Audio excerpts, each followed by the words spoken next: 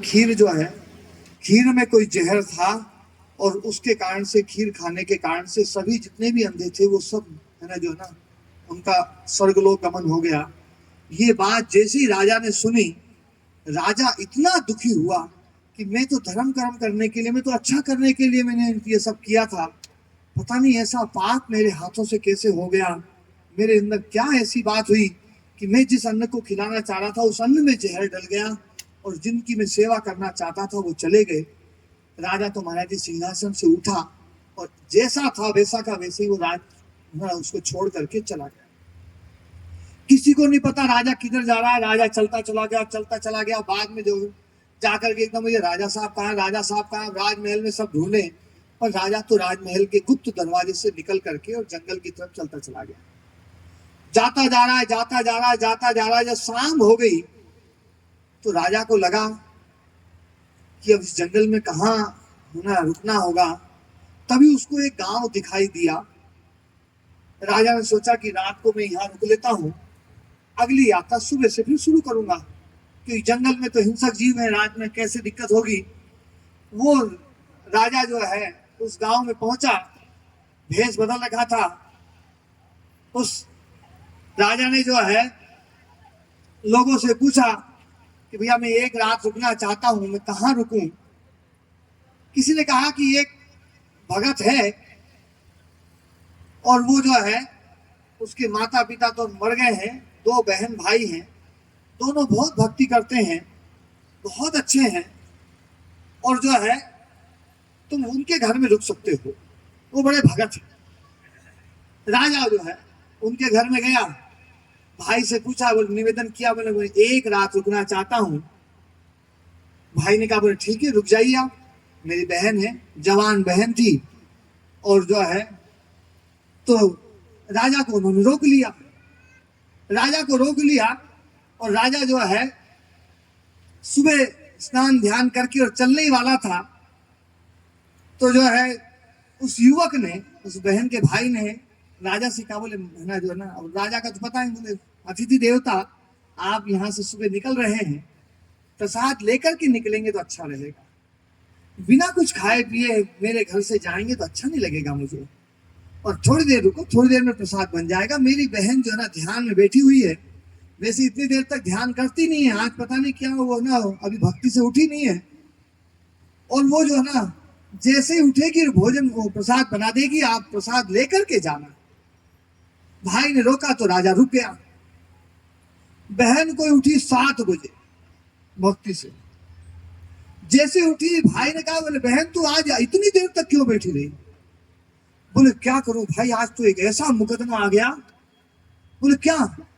बोले मैं है ना ध्यान में थी, तभी देवलोक में एक नया मुकदमा आया। बोले क्या मुकदमा आया। बोले अपने ही राज्य के राजा का मुकदमा देवलोक में सुना जा रहा था। अब राजा उस बात को सुना, राजा एकदम से जैसे उसने बात सुनी, राजा का मुकदमा, तो भाई ने पूछा, बोले क्या हुआ।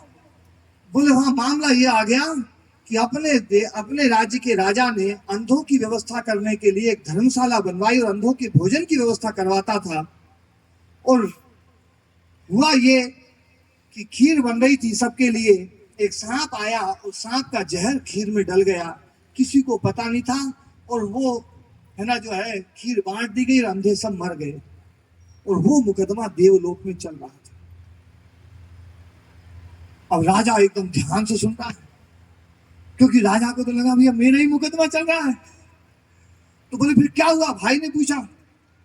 बोले वहां पर सब लोग निर्णय कर रहे थे कि भैया जो है ना इसका पाप वास्तव में किसको मिलना चाहिए, इसका दंड किसको मिलना चाहिए, पाप किसका है। कई देवगणों ने कहा, बोले तो राजा का पाप है, कि राजा ही हमने खिला रहा था, राजा को ध्यान रखना था, ये पाप तो राजा ने किया है, इसका दंड तो राजा को मिलना चाहिए। कई देवों ने कहा, कई गणों ने कहा, बोले कि नहीं ऐसा नहीं है, ये तो उन अंधों का ही कोई पूर्व जन्म का भाग्य था, उसके कारण से जो है। किसी ने कहा नहीं वो सांप का दोष था, सांप मंगाया। किसी ने कहा बोले रसोइये का दोष था। तो भाई ने पूछा, बोले फिर क्या हुआ। बोले आज कुछ निर्णय नहीं हुआ और भगवान ने बैठक कल के ऊपर टाल दी।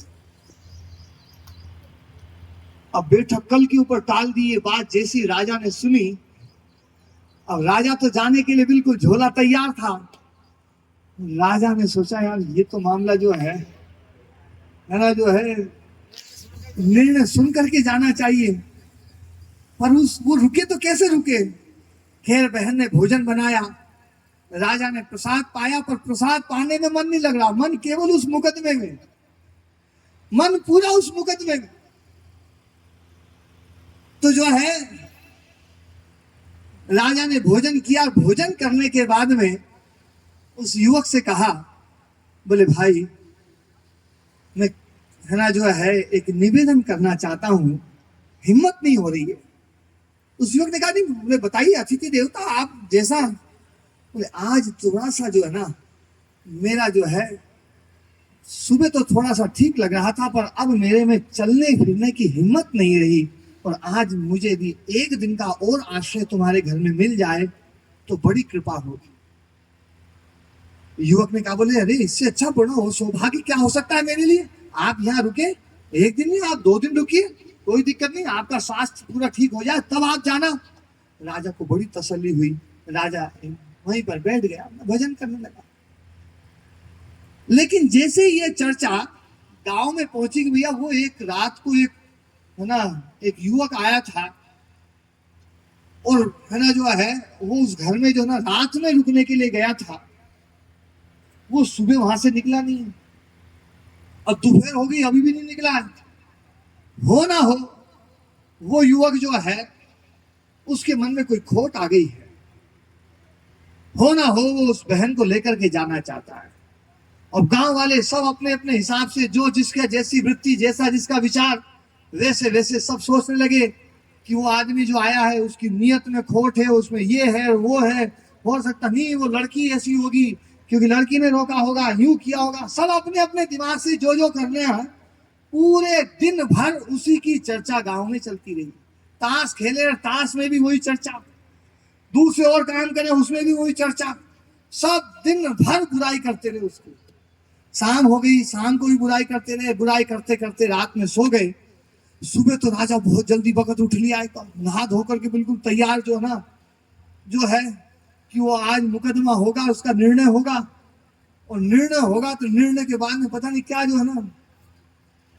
बहन भक्ति में बैठी थी, वो तो बस टकटकी लगाए जो है ना कि बहन कब उठे और कब जो है ना निर्णय सुनाए। बहन उठी, उठ करके और उसने भोजन प्रसाद बनाना शुरू कर दिया। भाई ने भी नहीं पूछा, राजा की हिम्मत नहीं पड़ेगी मैं कैसे पूछूं। भोजन बनाना शुरू किया, भोजन राजा को कराना शुरू किया।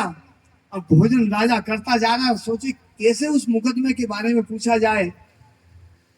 भोजन भी कर लिया, हाथ धो लिए, राजा ने अपनी झोली उठाई और चलने के लिए तैयार हुआ। अब राजा से डटा नहीं गया। राजा ने निवेदन किया, बोले बहन अब मैं जा रहा हूं, पर कल जो एक मुकदमा तुम्हारे यहाँ पर तुमने जो बताया था, उस मुकदमा के बारे में क्या हुआ, आज कोई फैसला हुआ क्या। भाई भी सुन रहे, तो भाई ने कहा हाँ वो कल वाले फैसले उसका क्या हुआ। बहन ने कहा, बोले भैया उसमें तो जो है पाप तो बड़ा भारी था, और भगवान भी बड़े असमंजस में थे कि इसका पाप किसको दिया जाए, लेकिन उसका पूरा पाप अपने गांव वालों ने आपस में ही बांट लिया। बुराई कर करके, और बोले दंड तो मिलना था, पाप तो किसी के मत्थे चढ़ना था, लेकिन जो है अपने गांव वालों ने जो है वो पाप बांट लिया आपस में। ध्यान रखना, दूसरे की बुराई करने का मतलब है दूसरे के किए हुए पाप का फल अपने माथे मढ़ लेना। तो बुराई करने से बचो। इसलिए भगवान मर्यादा पुरुषोत्तम भगवान श्री रामचंद्र जी ने माता सबरी को कहा है, सपने हूं नहीं देख पर दोषा।